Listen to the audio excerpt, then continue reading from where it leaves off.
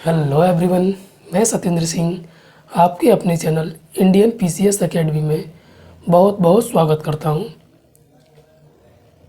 तो मैं यही आशा करता हूं कि आप लोगों की जो पढ़ाई है, जो अध्ययन है आपका, जिस भी ड्रीम के लिए आप पढ़ रहे हैं वो आप बहुत अच्छी चल रही होगी। और मैं यही भगवान से प्रार्थना करूंगा कि आपका जो भी ड्रीम है वो आपको जल्दी से जल्दी प्राप्त हो। ओके, अब उसके लिए आपको पढ़ाई करनी पड़ेगी, लगन, धैर्य, ठीक है।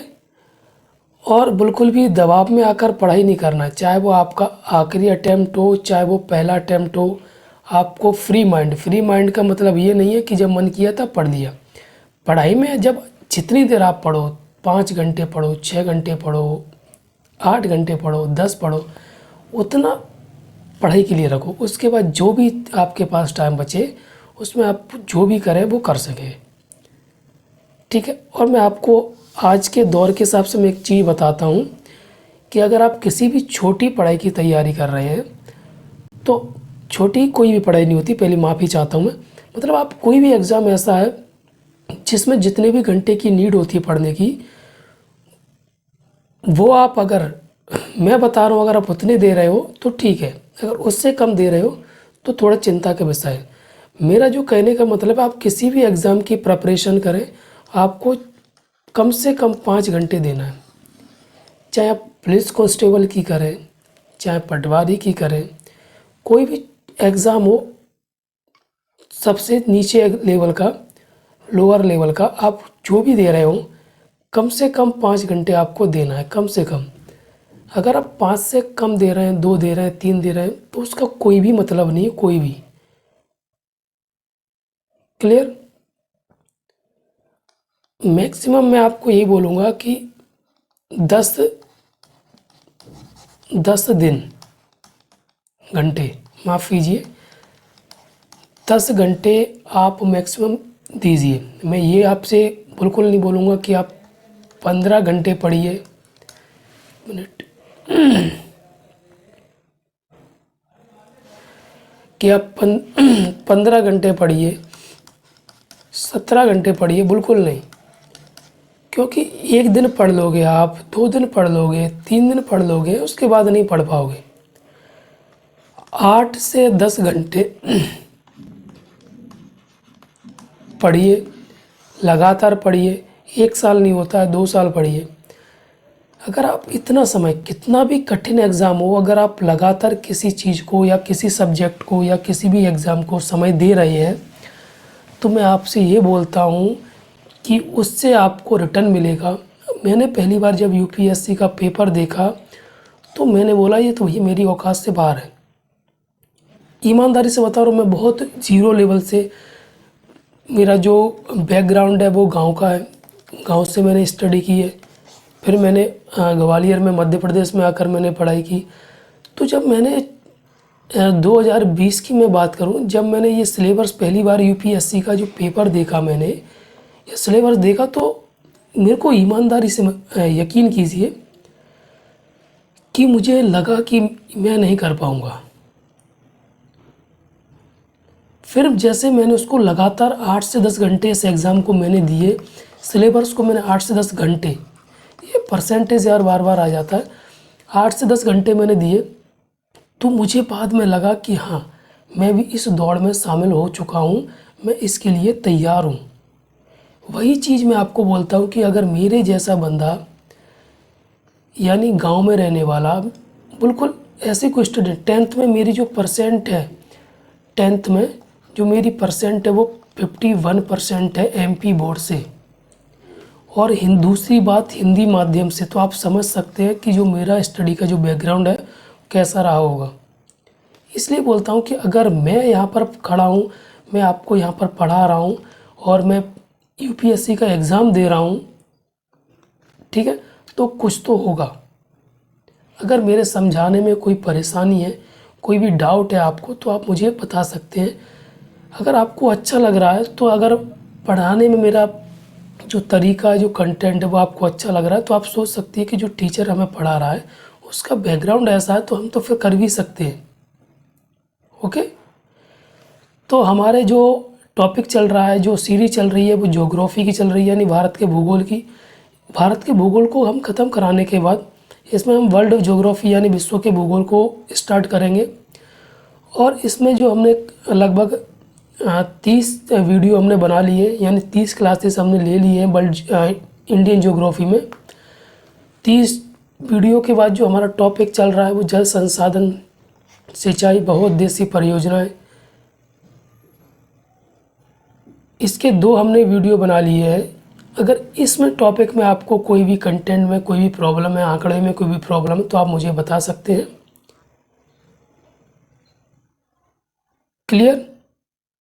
चलिए, तो पिछले वीडियो में हमने समझा था जो हमारे भूजल संसाधन थे, धरातल जल संसाधन थे। उसके बाद जो इंडिया के मैप के द्वारा हमने समझा कि भारत में कौन सा राज्य कौन सी जगह पानी की कमी से सबसे ज़्यादा जूझ रहे हैं, वो हमने समझा।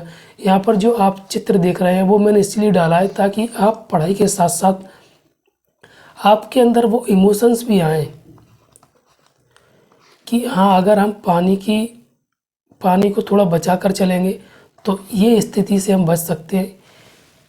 ये यहाँ पर मैं आपको यह दिखाना चाहता हूँ, ये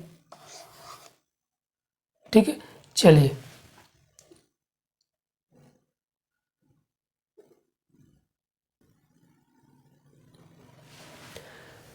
तो पिछले वीडियो में हमने यहाँ पर छोड़ा था जल संसाधनों के संरक्षण पर सरकार की पहल। तो पहले इस चीज़ को समझेंगे कि जल संसाधन तो हमने समझ चुके हैं, समझेंगे संरक्षण क्या होता है।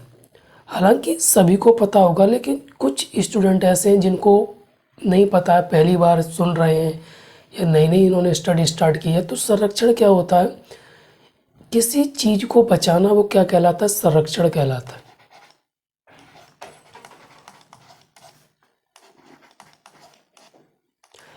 चीज़ या कोई भी कुछ भी मान ले, बचाना।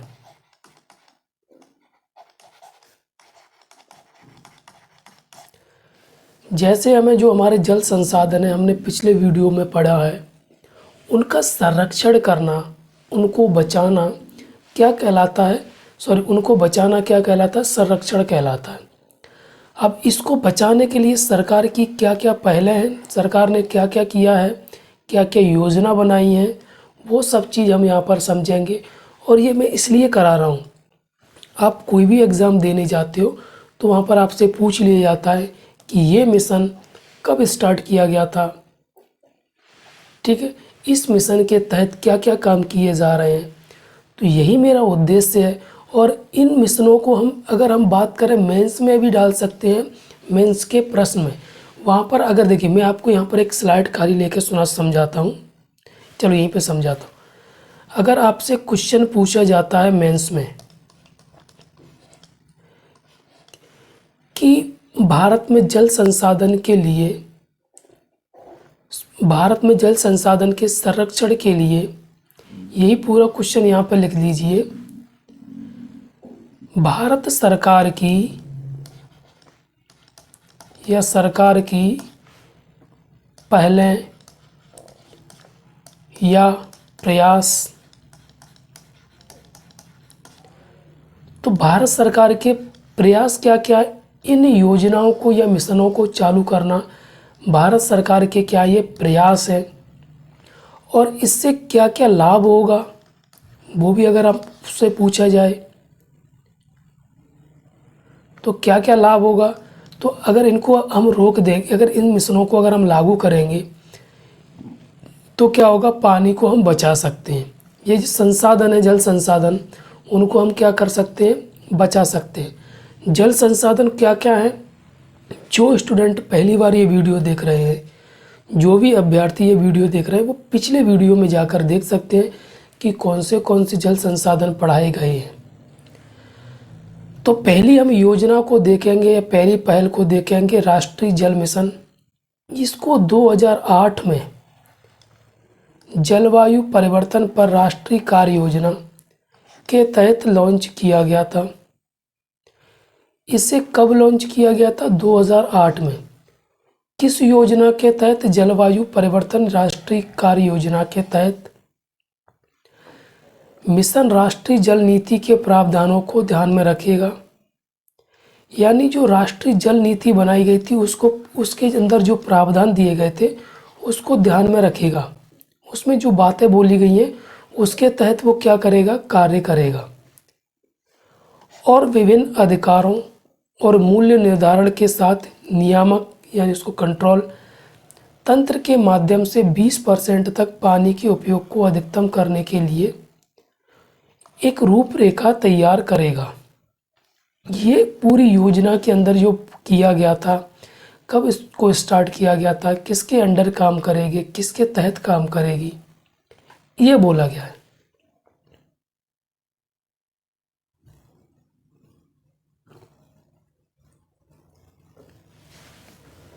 फिर जो अगला अभियान या मिशन या योजना है वो क्या है, जल शक्ति अभियान। इसको 2019 में कब समझना, MCQ, 1 मिनट स्टार बना लेना या MCQ लिख लेना। 2019 में जल शक्ति मंत्रालय द्वारा एक और क्वेश्चन बनेगा आपका कि कौन से मंत्रालय के द्वारा इसको लॉन्च किया गया था, तो जल शक्ति मंत्रालय के द्वारा। यह देश में जल सुरक्षा और संरक्षण को बढ़ावा देने के लिए भारत सरकार के कई मंत्रालय और राज्य सरकार के बीच एक समन्वित प्रयास है। अगर आपसे अगला क्वेश्चन क्या बनेगा कि सिर्फ ये भारत सरकार द्वारा ही ये किया जा रहा है, तो ये दोनों सरकारों द्वारा यानी केंद्र सरकार और राज्य सरकार दोनों के तहत इसको समन्वित या कार्य किए जा रहे हैं इसके लिए। फिर तीसरा जो भारत सरकार का जो प्रयास है, यह जो तीसरी योजना है या मिशन है, जो अभियान है, वो क्या है,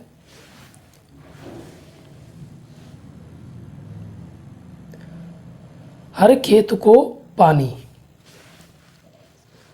प्रधानमंत्री कृषि सिंचाई योजना PMKSY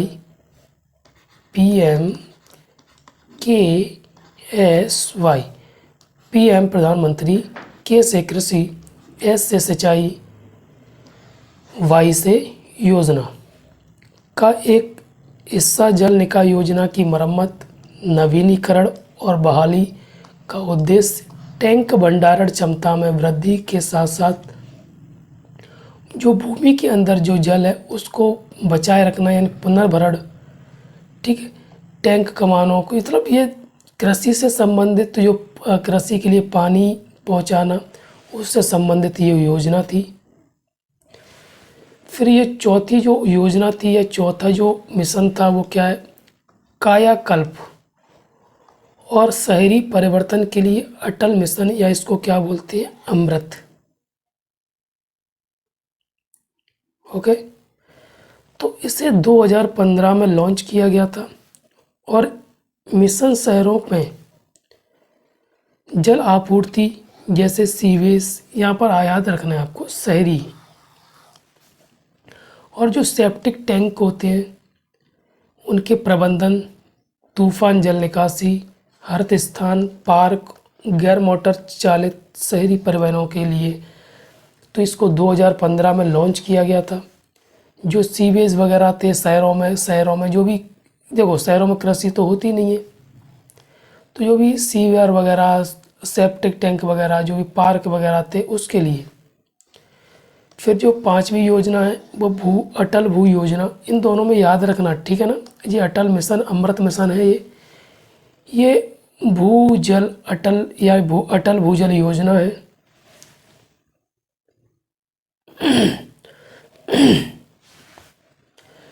अब इसके अंदर क्या दिया गया है, केंद्र सरकार द्वारा सामुदायिक भागीदारी के साथ भूजल के सतत प्रबंधन के लिए 6000 करोड़ रुपए के लिए, इस योजना के लिए कितने रुपए दिए गए, 6000 करोड़ रुपए।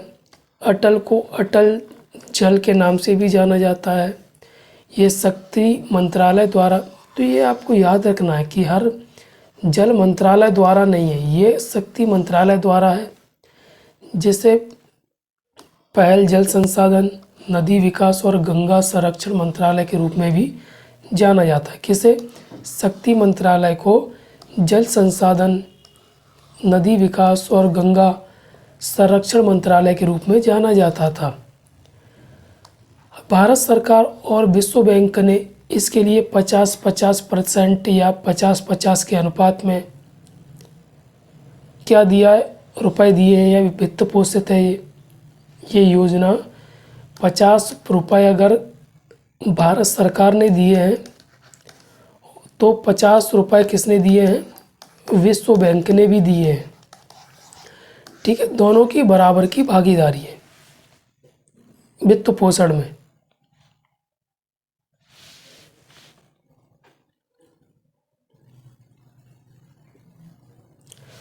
फिर जो छठवां पहला या छठवीं जो योजना है वो क्या है? जल जीवन मिशन। इसको 2024 तक ग्रामीण भारत के सभी घरों में व्यक्तिगत घरेलू नल कलेक्शन के माध्यम से सुरक्षित और पर्याप्त पीने के पानी की पहुंच की उम्मीद है। अब ये आप देखोगे अपने गांव में बहुत ही तीव्र गति से टंकियां बन रही हैं। ये टंकियां हर गांव के लिए, पंचायत के लिए नहीं है, हर पंचायत के लिए एक नहीं है, हर गांव के लिए एक है। ठीक है, हर गांव के लिए एक। तो हर गांव में नल कनेक्शन हो रहे हैं, ज़मीन के अंदर से पाइप डाले जा रहे हैं, टंकियां बनाई जा रही हैं। जो इसी मिशन के तहत ये काम कब तक करना? 2024 के अंत तक। ओके, चलिए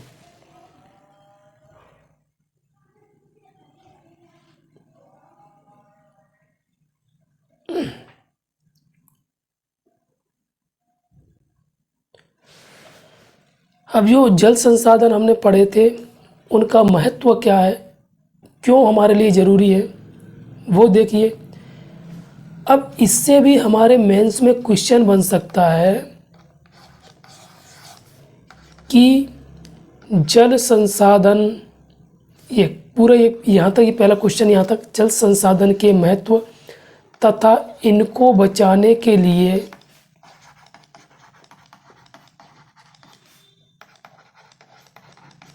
भारत सरकार के प्रयास।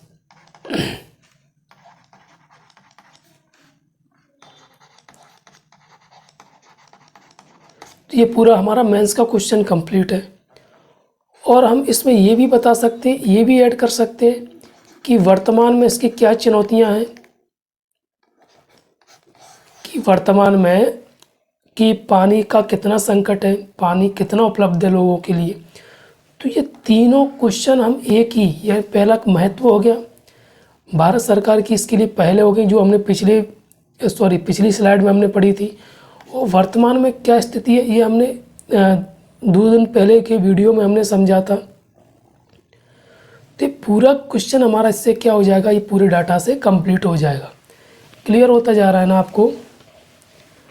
तो महत्व क्या है वो समझिए। भारत में वन संसाधनों का संरक्षण, पहला, ऊर्जा पर अत्यधिक निर्भरता के कारण जंगल बड़े पैमाने पर नष्ट हो गए हैं।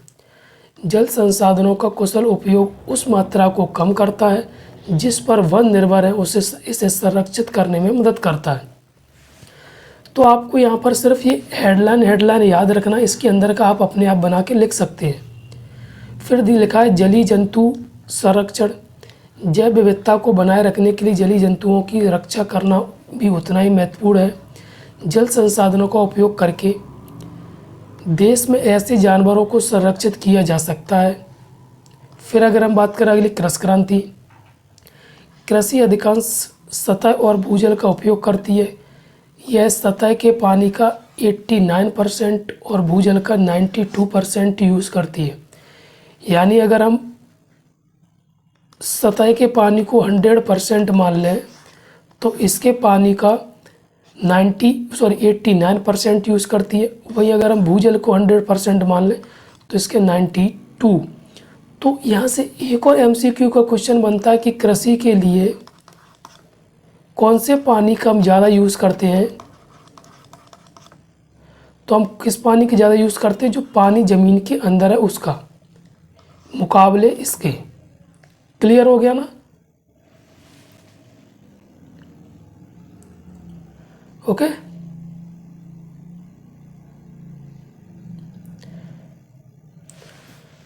फिर यहाँ पर क्या दिया है, पन बिजली उत्पादन के लिए, मतलब पानी से जो बिजली का उत्पादन होता है उसके लिए। ये आप बना के लिख सकते हैं, बस आपको याद क्या रखना है, ये हेडलाइन। ओके, चलिए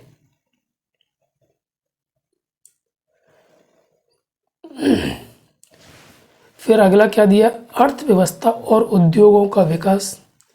व्यापार और उद्योगों का विकास प्रत्यक्ष और अप्रत्यक्ष रूप से जल संसाधनों के बुद्धिमान उपयोग से समर्थित। इस औद्योगिक युग में वस्तुओं के उत्पादन के लिए बिजली महत्वपूर्ण है, पर्यटन के विकास के लिए, रोजगार का अवसर बढ़ाने के लिए, ये सब महत्व है। तो आप सोचिए कि हमारा मेंस का क्वेश्चन कितना परफेक्ट, कितना सही बनेगा। इससे एग्जामिनर कहाँ नंबर काटेगा आपका। चलिए आगे।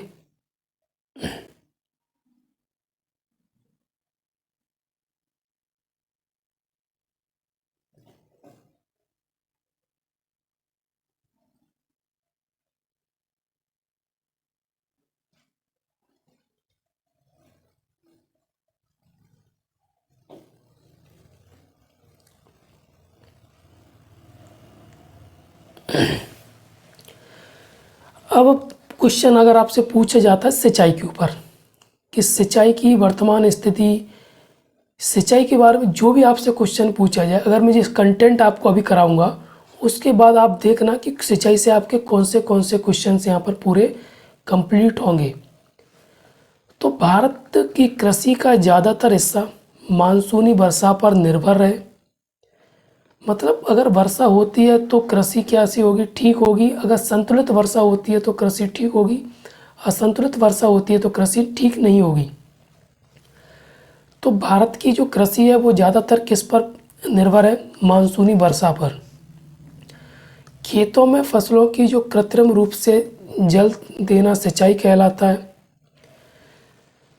खेतों में जो फसलें होती हैं उसमें कृत्रिम रूप से के मतलब क्या होता है, मनुष्य द्वारा जो प्रक्रिया, जो भी प्रोसेस होती है उसके द्वारा जो पानी दिया जाता है वो क्या कहलाता है, सिंचाई कहलाता है। क्लियर हो गया सिंचाई की डेफिनेशन क्या होती है। भारत की उष्णकटिबंधीय मानसूनी जलवायु वर्षा की असमानता, मतलब क्या है कि वर्षा पूरे भारत में एक जैसी नहीं होती है। कहीं 50 सेंटीमीटर होगी, कहीं 200 सेंटीमीटर होगी, कहीं 100 सेंटीमीटर होगी, कहीं 200 सेंटीमीटर से भी ज़्यादा होगी। ठीक है ना। एवं अनिश्चितता, मतलब कहीं बारिश होगी कि नहीं होगी, डिसाइड नहीं है। वर्षा जल का तेजी से बहकर सागरों में चले जाना, जल का तीव्र वाष्पीकरण, फसलों की बहुलता एवं विशिष्टता तथा मिट्टी की प्रकृति आदि कारणों से सिंचाई की आवश्यकता पड़ती है। क्लियर हो गया। अब सिंचाई के लिए कौन सी योजनाएं हैं वो हमें समझना है। भारत में सिंचाई योजना को मुख्यतः निम्नलिखित 3 भागों में बांटा जाता है। वृहत सिंचाई योजना सबसे पहले हम देखेंगे। वृहत का मतलब क्या होता है, बड़े क्षेत्र पर। बृहद का मतलब होता है बड़ा। 10,000 हेक्टेयर या उससे अधिक कृषि सिंचित भूमि के लिए सामान्यतः, ये अलग है ना, देखो 10,000 हेक्टेयर या उससे अधिक कृषि सिंचित भूमि के लिए सामान्यतः बड़ी नहरों तथा बहुउद्देशीय नदी घाटी परियोजनाएं शामिल है। फिर मध्यम सिंचाई, 2 यहाँ पर 1,000, 1 मिनट,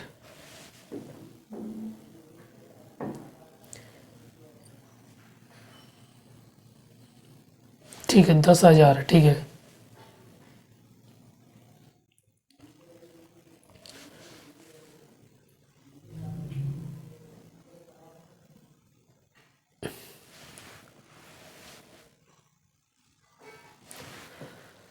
तो 2000, सॉरी,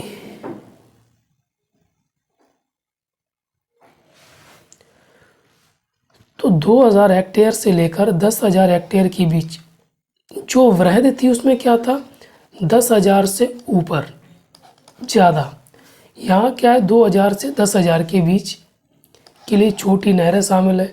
फिर लघु क्या है, 2000 हेक्टेयर से कम सिंचित भूमि जैसे कुएं, निजी सरकारी नलकूप, तालाबों, ड्रिप सिंचाई आदि का शामिल किया गया है।